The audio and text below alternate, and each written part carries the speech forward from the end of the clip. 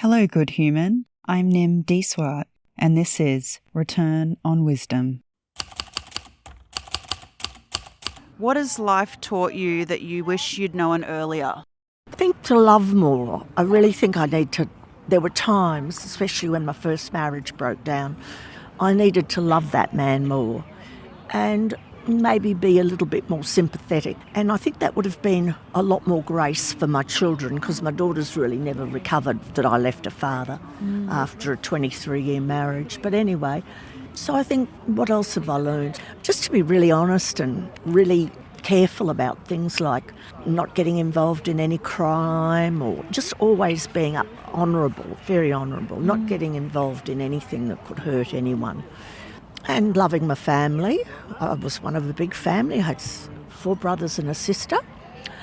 And people have different personalities, and all personalities aren't easy, but I just think allow for differences. Allow for differences. And last year we had my sister with us here. She died about a month ago at 68. I'm 73. Yeah, she'd just come back from India. She went to a health camp and they told her to stop taking her high blood pressure tablets, and she had keeled over in the shower and died. She'd been an IV drug user, so she had impaired health for her heart.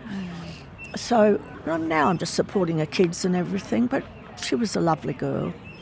And I'm here with my brother, who lives down here, and I'll stay with him tonight. And do you feel comfortable talking more about your experiences with grief and loss? Yeah, that's all right. It's a bit of a tricky grief and loss, because she was, as everyone said at the funeral, we had it at the Philosophy. She attended a lot of things at the Philosophy workshop. No, it's in Brisbane. It's like a whole big building. She went to lectures there. People all got up and said she wasn't easy, and she had rows with people.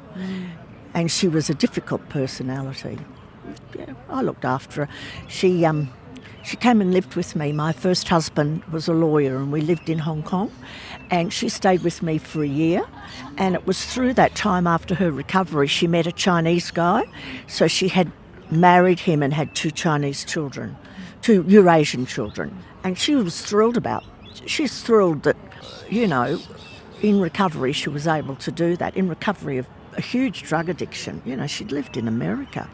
She was hanging out with black Colombian boyfriends, and I think about that a lot. And she'd work in bars and topless bars. Anyway, we got to clean. So that's nice for the family. Yeah, next question, darling. I'll be boring you to death. What are some of the most valuable lessons that you've learnt from difficult times? Maybe just step back a bit and be chilled. When I was younger, I'd rush in a bit and try and sort things out. And I can't change people. I can only change my reaction to them. So I just let people do what they want to do a lot more. I was a nurse, and I did very well. I was a trained general nurse, a midwife, and a health visitor. And then I did psychiatric nursing. I got a master's. But I learnt very quickly, people aren't going to listen to you. You can say what you think and think about, but you're not going to get a lot of movement sometimes. And I think people struggle with that. I don't struggle with it as much anymore. With the grandchildren, I love my grandchildren. They come over a lot. I bind one of them 1 day a week, and they come and stay overnight. But I'm a lot more relaxed as you get older, and that's important. Like my brother tonight.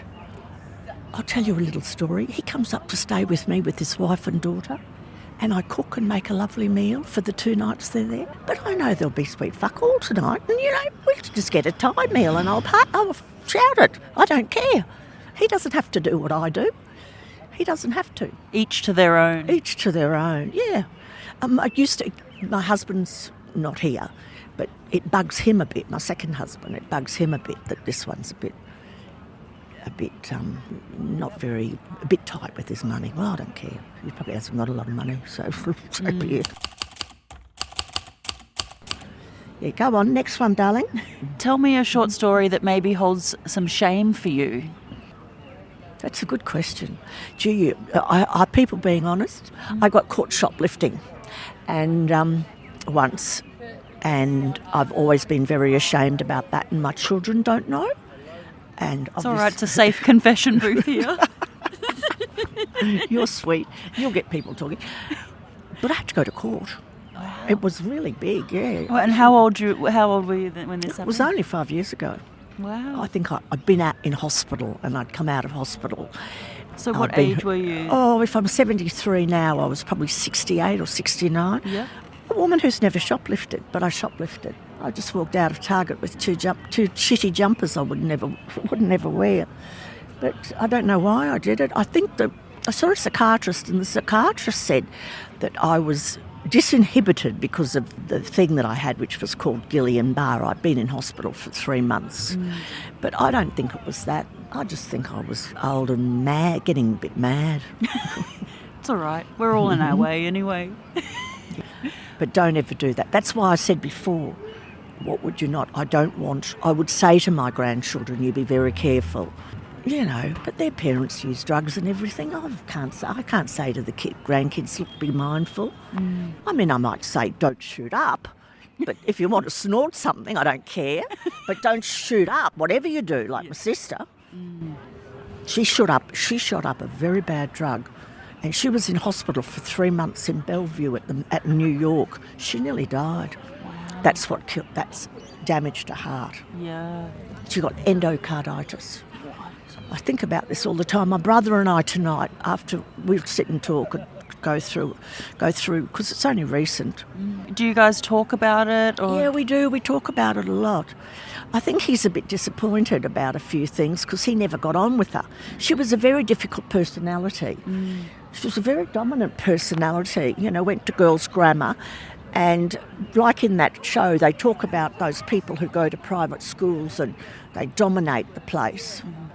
And I think she had a lot of shame with her drug use and having sex with, used to, if you're she's a sex worker, so they turn tricks to use, and then they use to turn tricks. It's difficult. It's very difficult. Cycle. It's a cycle. Anyway, she got out of that, and when she died, she'd been in a beautiful home at Paddington in Brisbane for years.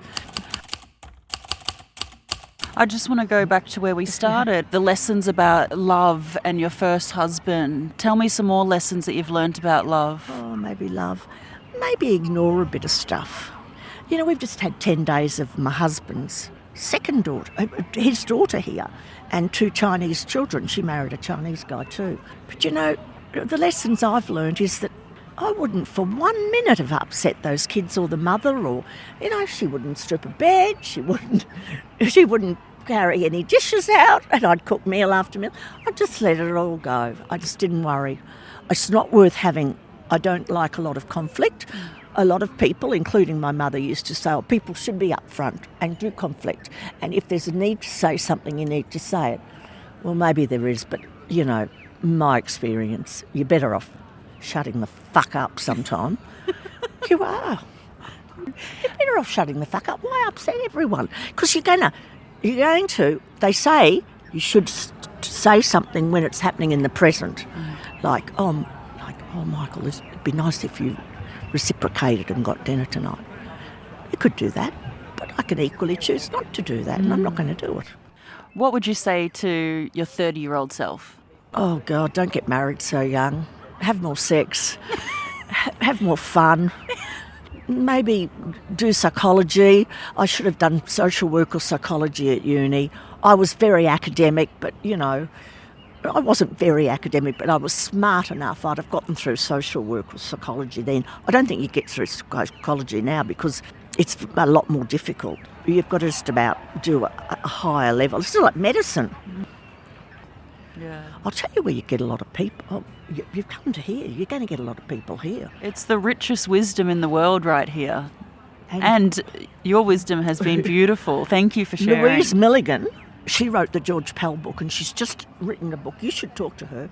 She's just written another book called The Pheasant's Nest. She's all this stuff she goes on about. Have I finished, darling? Or yeah. Thank you. What's your first name? Nim. N-I. Thank you for joining us on Return on Wisdom. If this resonates with you, please support the project by subscribing.